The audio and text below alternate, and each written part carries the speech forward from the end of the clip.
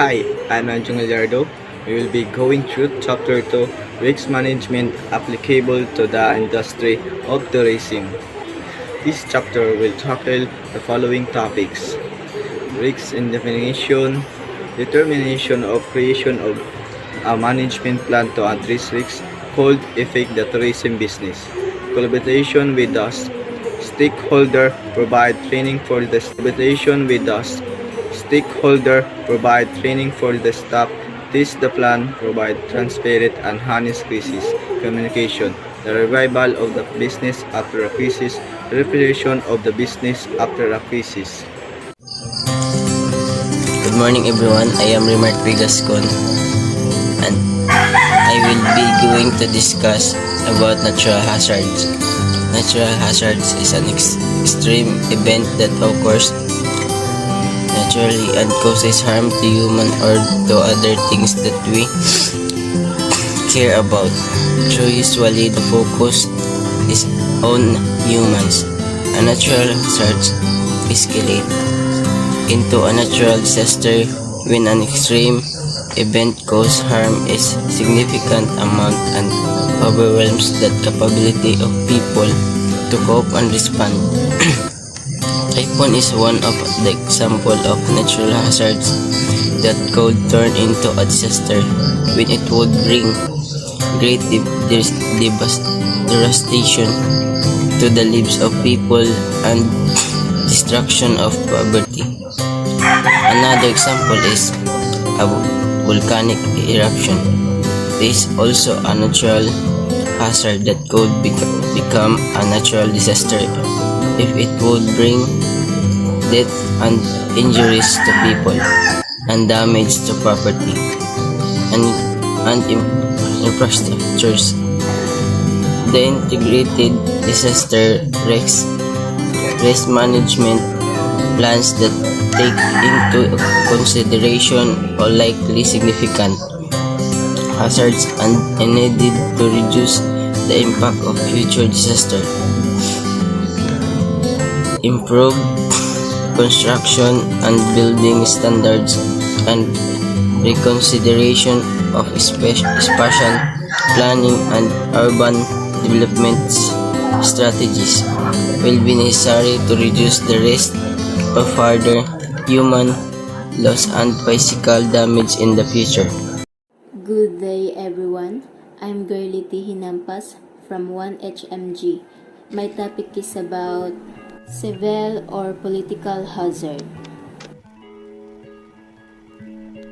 The first type of hazard that arises due to tourism is the deadly sex tourism. Leads to violence, spreading of diseases such as HIV, and host countries also find an increase in violence and crime. The same goes for drug tourism, which is also quite common. Apart from those illegal forms of tourism, countries suffer from culture erosion, also called westernization. Locals forget their own culture and habits while copying foreigners, causing a loss of authenticity as well as the propagation of bad habits such as drug consumption. Furthermore, tourism, which feeds on international attention, have found in highly touristic places the perfect term. A lot of people from various countries in one place is highly convenient for terrorist attacks due to the media coverage they would receive. The international exposure is highly attractive to terrorists. The following are some terminologies that a hospitality and tourism students need to know concerning political risk.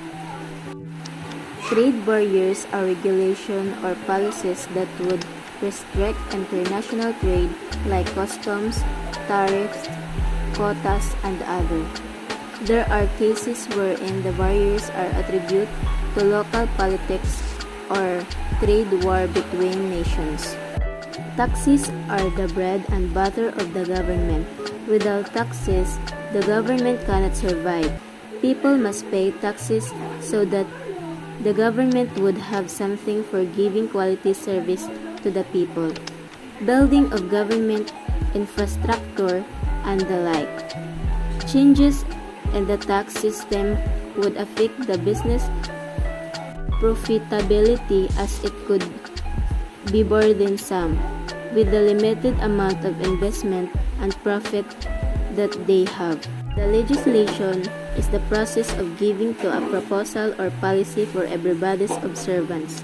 It could be national legislation which could affect the entire country or local legislation which is applicable only to specific localities. Regulation of the tourism industry is subject to legislation. Administration. The ability to manage plus the political will are essential to the proper administration of any agencies for the effective general and efficient service to the people. The weak administration would result in administrative delays. The political instability of a country could vastly affect the tourism of a country. There are instances stroke wherein the government and the international community would issue travel advisory in the line with the political instability of a country, wherein their locals would most likely like to go. Good day everyone, my name is Trippi Laurenti from 1HNG. So our topic is all about technological hazards. Although technology may be considered as a beneficial to the tourism industry in most of its phases, this technology, however, could produce negative impact to the industry as a whole if not utilized correctly and with necessary discipline.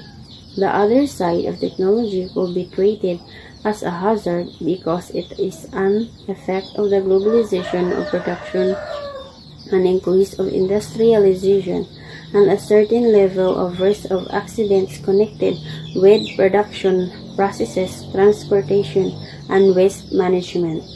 The United Nations Office for Disaster Risk Reduction has defined technological hazards as one stemming from technological or industrial conditions. Technological hazards include accidents, dangerous procedures, infrastructure deficiencies, and specific human activities that can cause death, injury, disease, or other health impacts, as well as jeopardize property, livelihood, and services, provoke social or economic disorder, and cause environmental damage.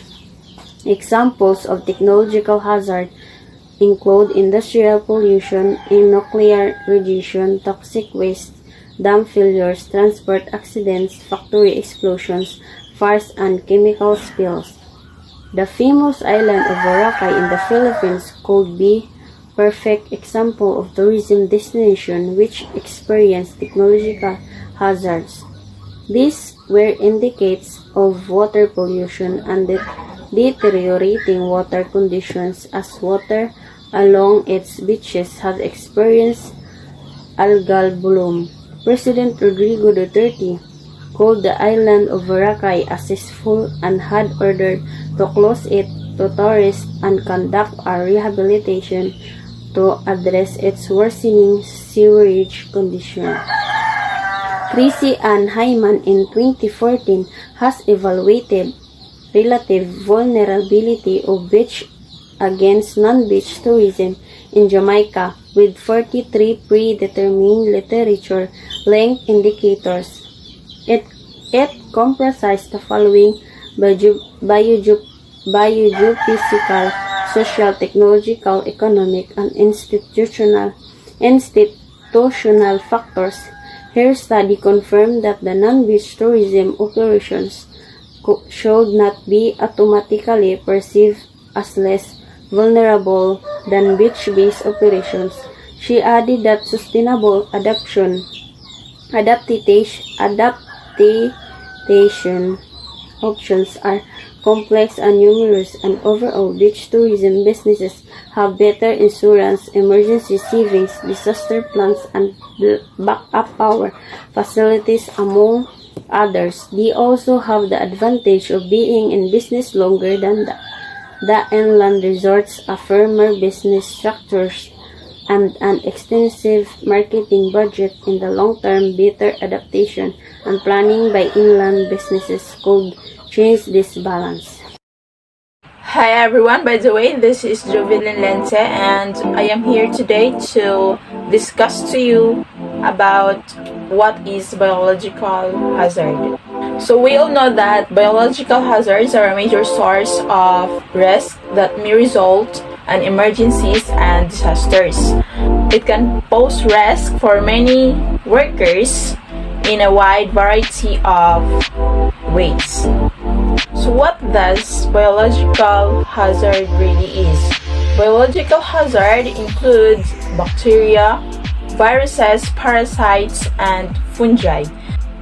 These are very small organisms that can only be seen using microscope. It is commonly associated with humans and raw products entering the establishment. And there are 4 kinds of biological hazards, which are bacteria, viruses, parasites, and protozoan. First, we will know what is bacteria. So, bacteria are the most biological hazards in food establishments. It is unicellular microorganism. It thrives everywhere when conditions become favorable for growth in air, water, soil, plants, animals, and humans. Each growth multiply in a process called binary fission, in which one cell bacteria divides into 2 cells. When bacteria reproduce and increase in number, this is referred to as bacterial growth. This diagram shows the cycle of bacterial growth. In the log phase, short period of adjustment to environment. Second is the logarithmic growth phase, which growth begins and accelerates to a phase of rapid, constant exponential growth. In the third phase, which is stationary, depletion of nutrients and accumulation of toxic metabolic products, growth is slowed to a point where cell division and cell death are in balance. And the last phase, which is death, population decreases due to death of cells. Bacteria require 6 conditions to multiply. These conditions are represented to an acronym FATM that stands for food, acidity, temperature, time, oxygen, and moisture. Bacteria can also tend to form biofilms.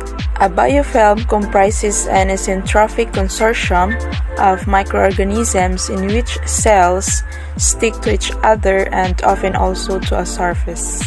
The second biological hazard is the virus that comprises 3 types. Thus are hepatitis A virus is a foodborne infection that inhabits the infected host up 6 weeks without showing symptoms of the disease. The second one is rotavirus. It is the main cause of the disease rotavirus gastroenteritis. It has been the infecting infants and children that develop severe diarrhea. And lastly, the Norwalk virus. It is a common foodborne virus that causes foodborne infections. These viruses can be prevented through cooking the food, proper personal hygiene of employees, and not using animals or human waste as growth materials. The third biological hazard is the parasites. It is a microscopic or small organisms that need to live on or inside a living to survive. These parasites can be parasitic worms or protozoan that can contaminate food and cause foodborne disease.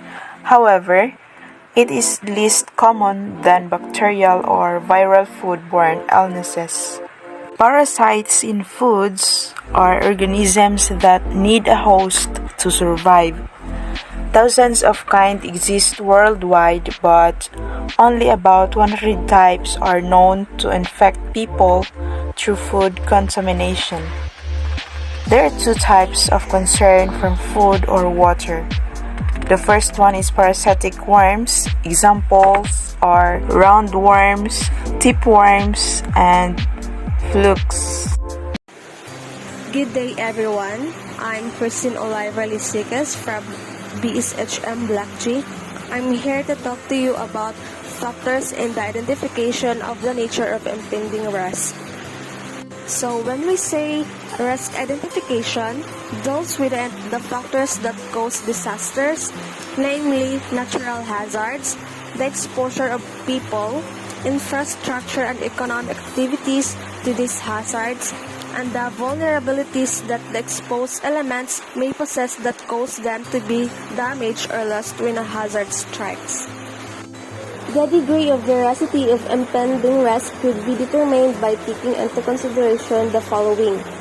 First, reason for the happening of the risk. Second, the frequency of the occurrence of the risk. Third, duration of the risk. Fourth, speed of onset. Fifth, scope and impact. 6. Potentialities to destroy. 7. Criteria for determining the necessity of risk treatment. 8. Criteria which is acceptable and tolerable. 9. Whether the combination of the negative and positive risk will be considered. 10. How the combination of risk will be considered. A good risk manager does not give an abrupt decision to solve the problem. Risk consequences, whether positive or negative, must be measured first through a combination of likelihood of the enumeration given above.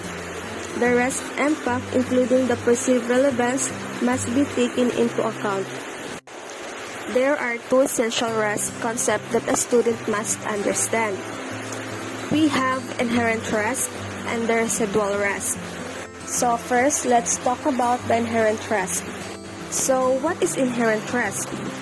Inherent risk refers to the exposure arising from specific before an action is to be made by a risk manager. So inherent risk is the exposure arising from a certain risk before an action is to be made by a risk manager. On the other hand, residual risk is the exposure arising from a certain risk after risk manager has made any and in case such action has proven useful. The risk manager must evaluate the risk impact based on criteria given by his or her organization.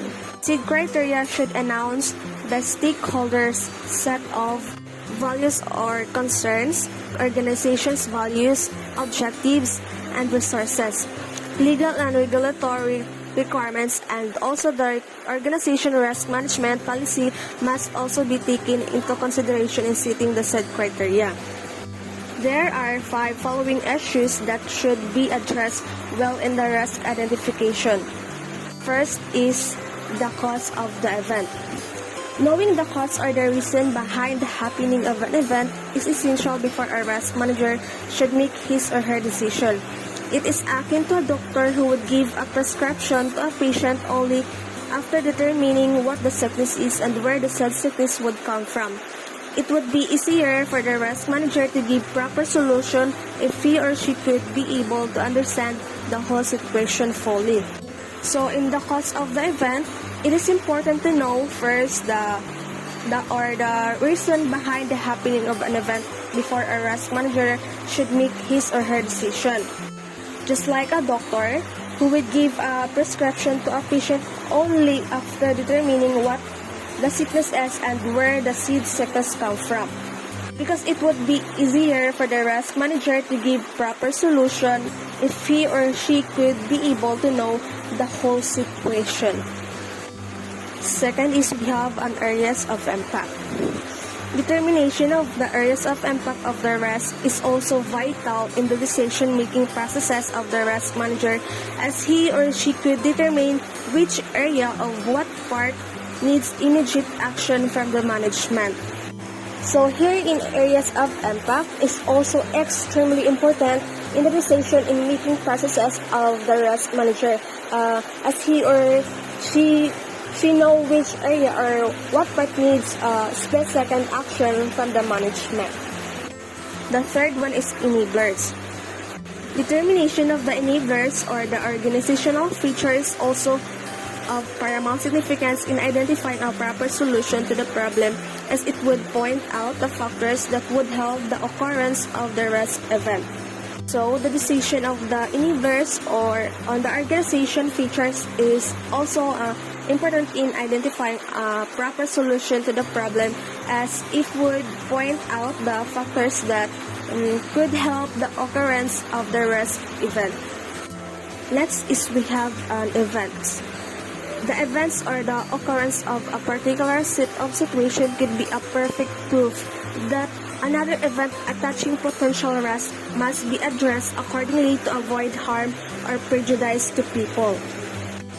Prejudice means a feeling of like or dislike for someone or something, especially when it is not reasonable or logical. The last is potential consequences. The anticipation of the potential consequences of the event is also important in risk management, so as not to be left confused on the actual occurrence of the uncertainty. Through the said anticipation, one could be able to make a concrete plan and the do's and don'ts when the said events come. These 5 issues can create, enhance, prevent, degrade, accelerate, or delay the ability of either the whole organization or part of it to achieve its objectives. Ms. Shalom Pamaos will discuss the determination and creation of risk management plan. Good day everyone, I am Shalom M. Pamaos. This is the continuation of determination and creation of risk management plan. Risk management plan is necessary for the conduct of tourism activities to lessen the possibility of the risk being accomplished or at least to lessen the impact of the risk at hand. This risk management plus contains an analysis of the potential risk together with the possible impact, high and low, and strategies to mitigate the derailment of the project if the problem would arise. A risk management plan is a written document that outlines the risk management process. Begins with the formations of a team of stakeholders from throughout the company to assist the organization's possible hazards. After the team has been formed, they can begin working on the risk management process. There are some sources which classify the plan and strategies into a preventive. The preventive strategy is designed to lessen the possibility of risk impact before the risk become realized. The manager usually anticipates and the coming of the uncertainty, so it would pose a question of what we should do as of the moment. Example, designed to keep something answerable such as illness, harm or accident from occurring. Preventive medicines. B. Contingency. Contingency, on the other hand, is designed to address the issues of risk at the time of the happening of the event. So, a future event or circumstance which is possible but cannot be predicted of certainty. There are 4 strategies. First, risk avoidance. 2. Risk reduction. 3. Risk transfer. 4. Risk retentions. Risk avoidance refers to the complete elimination of risk by merely avoiding the activities with attaching potential risk, considering the 2 seasons in the tourism industry, the lean season and peak season. The management will most likely hear to season employees who will be with them only during the time. There are many will be guests, so to speak, to have many regular employees. Some industry relevant to tourism will be suicidal on the parts of management. So that is, you should avoid dangerous places and whatnot. Avoiding dangerous places or dangerous is important, as when you are in hotel, you should check carefully whether you are safe inside or what.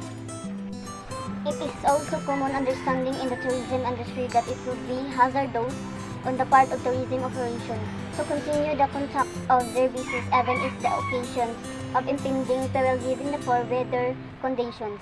There could have been losses on account of the delay of transportation, but there could have been more casualties if the management will take the risk of transportation despite the weather forecast. Industry, such incidents and unavoidable parts of the business, especially in tourism. For example, the weather changes, so the appointments can be delayed. So many losses and casualties to them I can still look reason even if the weather is not good.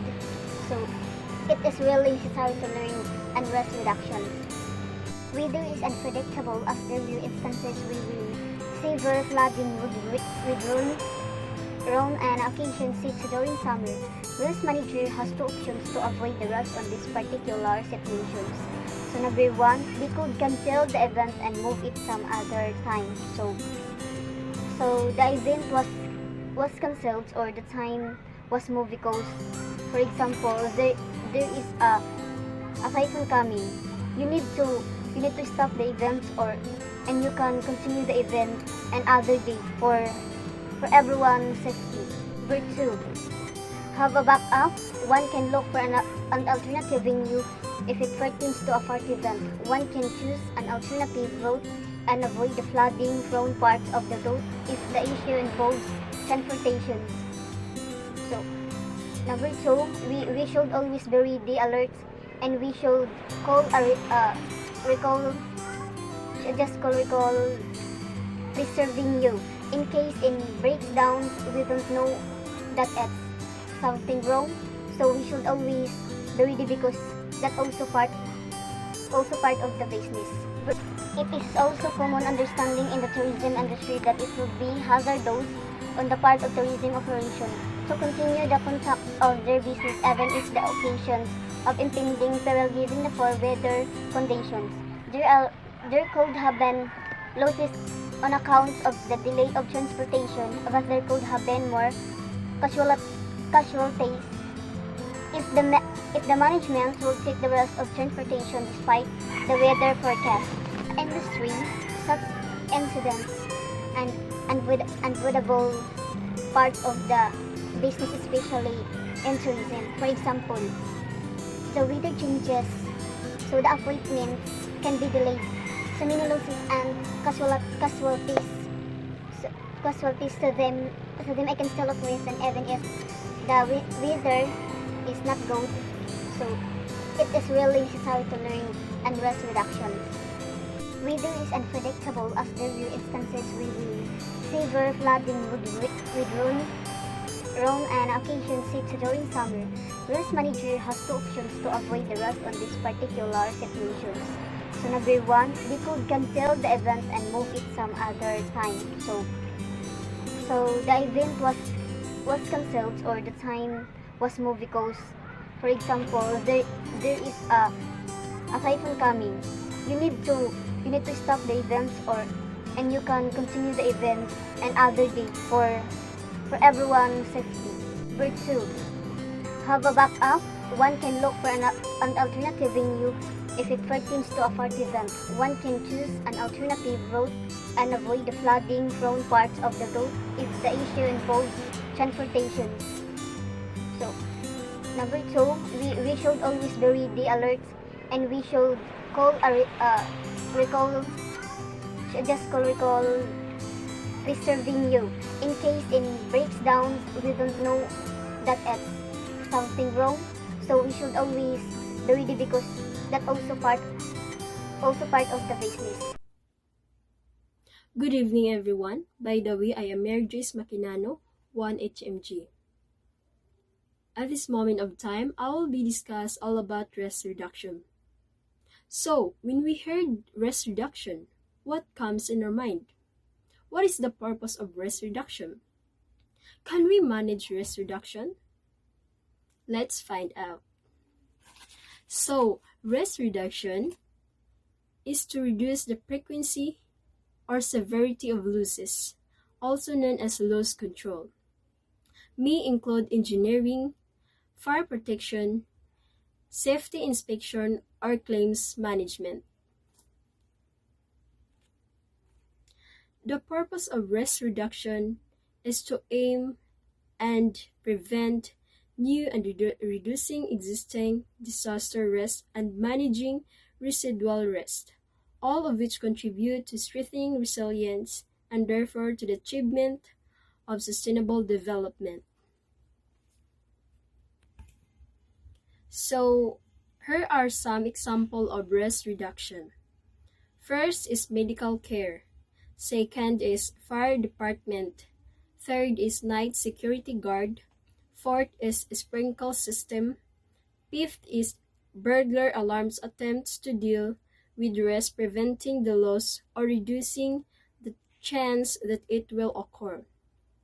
So, the importance of risk reduction is to protect our lives and livelihoods of communities to disaster who are most vulnerable to emergencies, whether the crisis is caused by nature or humans.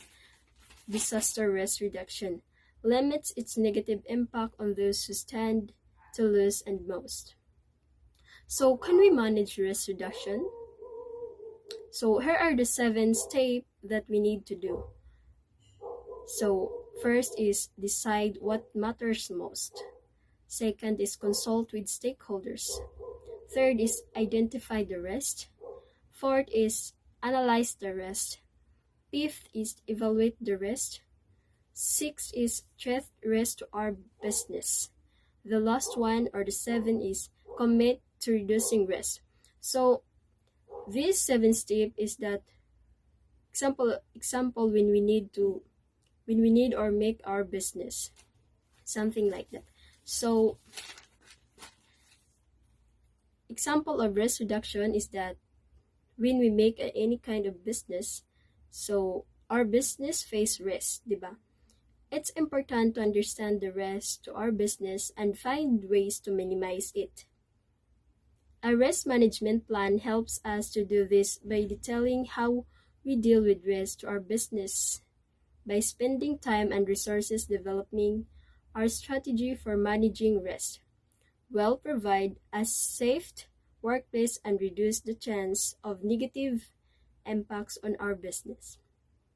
So consider the 7 steps to help identify, analyze, and evaluate risk in our business. We need to follow the 7 steps, as what I have said a while ago.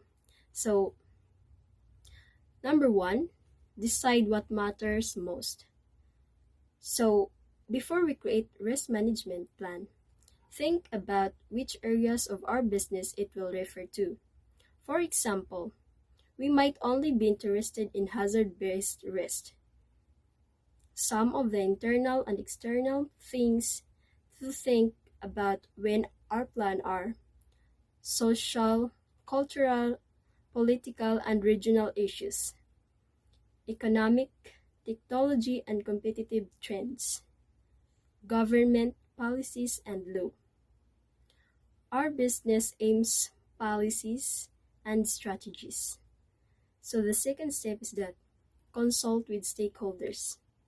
Our risk management plan will be more specific and useful if we ask for feedback from the people business or organization will deal with.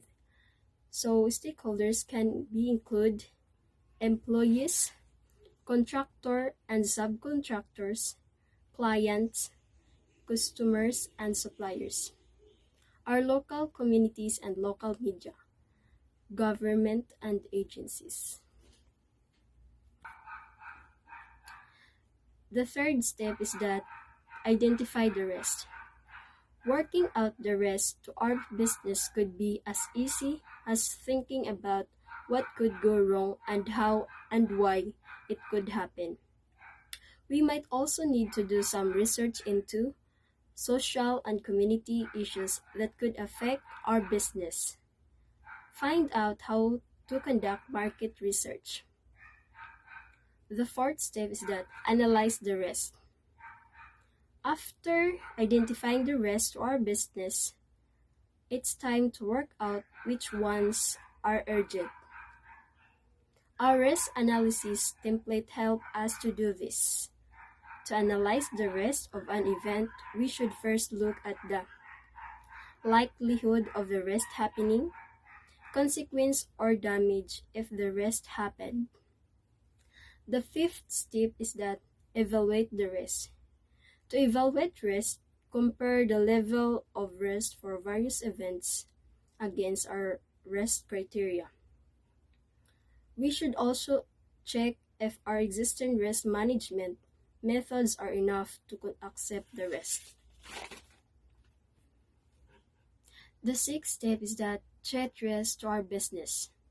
Our evaluation will help us to identify any risk that is need to be treated. Develop a plan to treat risk so we can identify each risk type and the level of risk to our business. Suggest strategies to treat each risk. Create frame for each strategy or time frame. Decide who's responsible for specific parts of plan. Work out resources required such as money, staff, and external help. Schedule future actions such as regular checking and updating of risk if needed. So the seventh step or the last step is that commit to reducing risk. Committing to quality risk management can help us to create a stable business that prepares for unexpected events.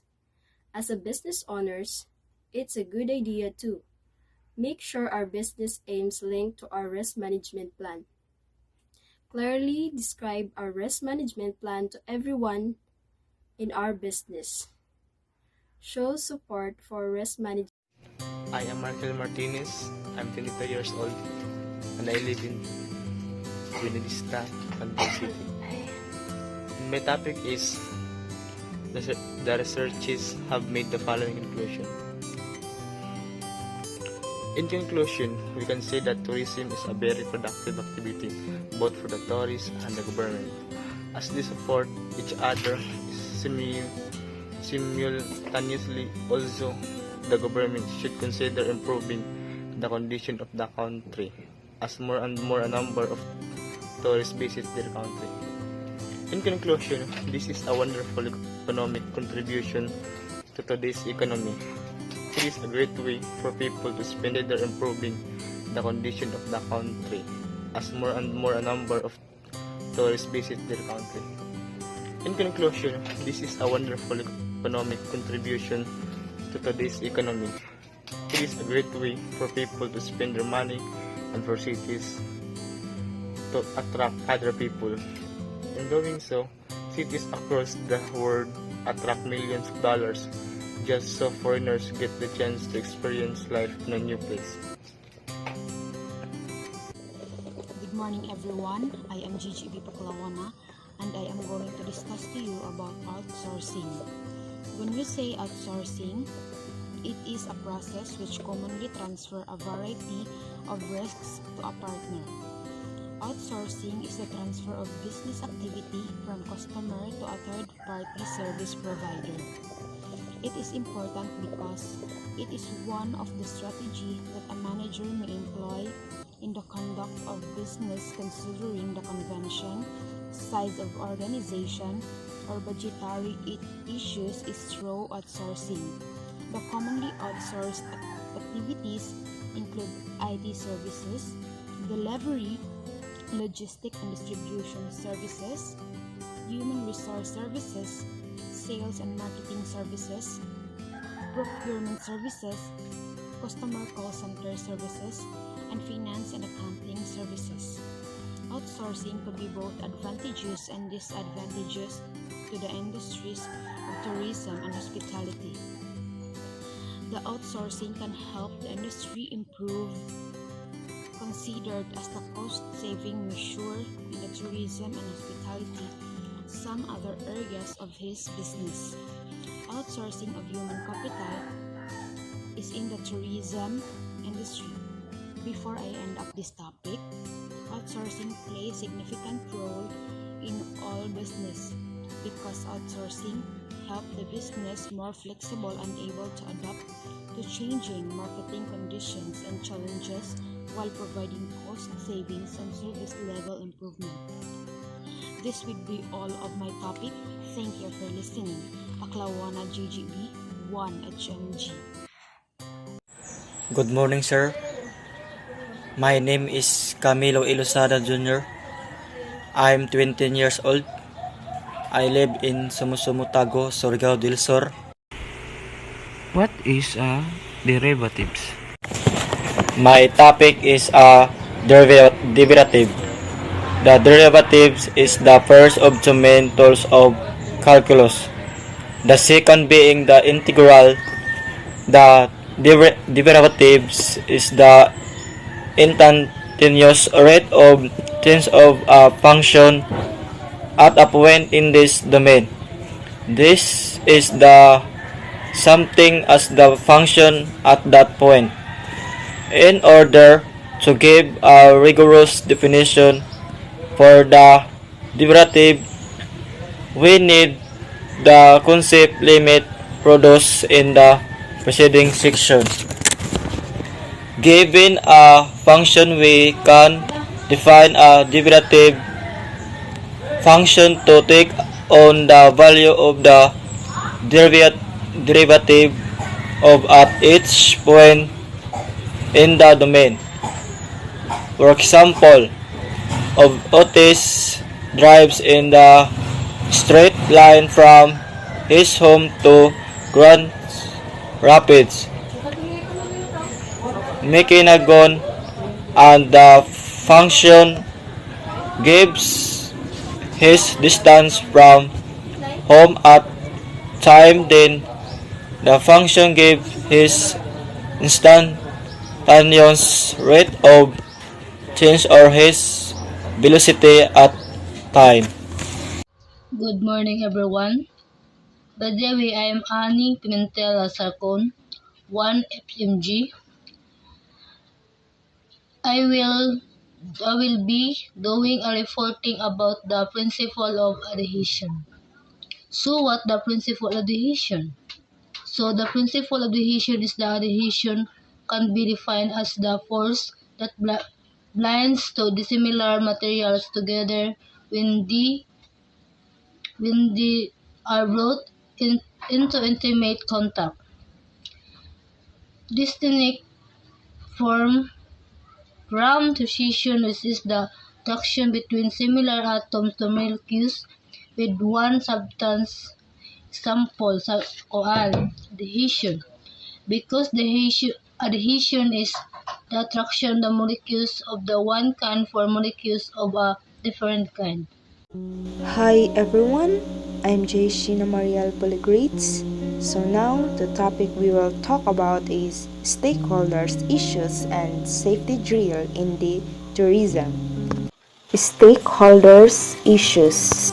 A stakeholder can be defined as a party who affects or can be affected by the company's action.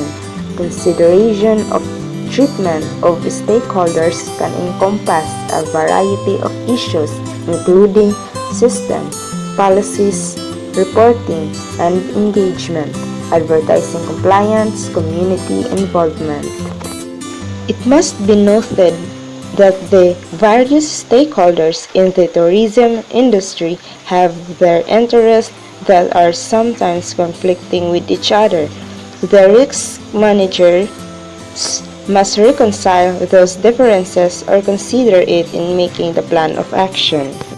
A private corporation who would like to build a theme park must do a series of consultations with the people that might be affected positively and negatively should the plan be executed in the future.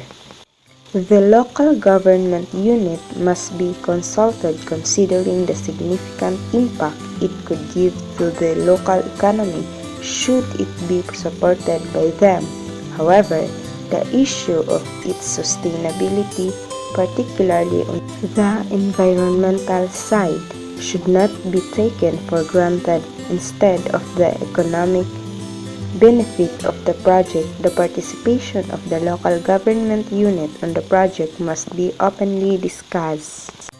Locals within the vicinity and nearby barangays of the planned theme park must also be included in the consultations, considering the vast impact the project may give to them. Proper management could manage the conflicting interests and expectations of the stakeholders successfully. The enumeration, but not limited to the government agencies and tourism sectors, are expected to have participated in the committee. First, the administration of tourism department. Second, police authority. Third, security agencies. Fourth, government bodies like disaster management, foreign affairs, health, immigration, transportation. Fifth, transportation association. Sixth, hotel association. Seventh, tour operations. Eighth, tourism and travel representative. Ninth, consumer groups. Provide training for this staff. It is essential in the management of risk in the tourism and hospitality industries to provide training for the staff for them not to be caught unaware on the things that they have to do should that happens. They should be the pacifier and not the inducer of panic in the event of uncertainty. They should save lives and not abandon their posts in case of unavoidable circumstances. Safety drill in the tourism industry. Staff and employees in the tourism industry must necessarily equipped with skills and training in the handling emergency cases. Fire drill, way of practicing the actual evacuation system in a building of tourism-related establishment in case of fire or another emergency. Lockdown drill. This practice is done in anticipation of an intruder or criminal act within the vicinity of tourism-related establishment or activities. Earthquake drill. This drill is used as a way of preparation for the coming of an earthquake. Stop, drop, and hold on is used during the drill. First aid. Knowledge about the way on how to give first aid treatment is essential, especially to the people working in the tourism industry, given the kind of activities that their clientele or guests would like to deal with. The knowledge about giving of first aid could give, but not limited to the following practical results. Safety awareness among all the employees could help the industry bring down the number of accidents concerning the activities. Their knowledge about first aid could save lives as they could give immediate attention to the incidences of grave injuries and critical damages. The training could be of help to the employees to acquire the necessary confidence in effectively managing the emergency situations. Third, the employees would know the things that should be included in their first aid kits and the different ways of addressing the situations in an emergency. Walking excursions in highland and wilderness regions. An employee who undertakes to guide on walking excursions in highland and wilderness region must have substantial experience and knowledge of travel in such areas. Essential that the employee must have knowledge and skills of the following. First, mountaineering for survival in the mountain region. Second, course in tourism is welcome factor to improve the participants' skills in tourism and the ability to function in an outdoor environment. Third, navigation to give the participant instruction in mapping, reading, and use of compass and primary use of GPS equipment. Lastly, giving of first aid to be able to respond to accidents and illness when specific help is at a distance or help cannot be summoned. Note: highland and wilderness are to be understood in this context as areas, locations where waiting for specialized assistance would take 2 hours or more. On the other hand, specialized assistance refers to medical assistance, teams, rescue parties, and other responding contingency groups who would assist in case of mishap or accident.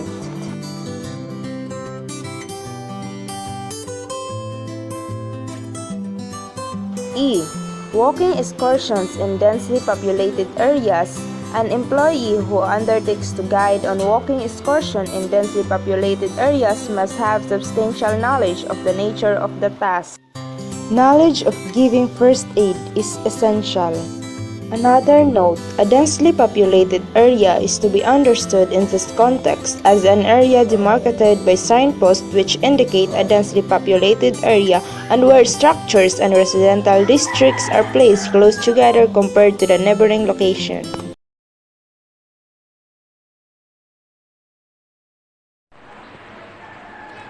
On tours, an excursion by sea of rivers and lakes. Operators who are dealing with tourist excursion by the sea like whale watching, sea angling, speedboat trips, adventure tours, and others must assure that they have competitive people like lifeguard who could attend to the safety and security of the guests in the event of peril. This is aside from assuring the seaworthiness and license of the vessel to operate and navigate. Tourism activities may include kayak sailing and white water rafting, diving and sea swimming. On travel by air, a pilot who conducts tourist sightseeing flights must be fully qualified to perform to these tasks, and the company must be licensed flight operator as well as being an authorized tourist bureau of tour operator. Sue and Carroll, 1998, have conducted a study about accidents pertinent to organized outdoor adventure activities, which sparked debate about the educational nature of outdoor activities about risk. In that study, they have insisted on the need to increase the level training and experience of leaders and specify higher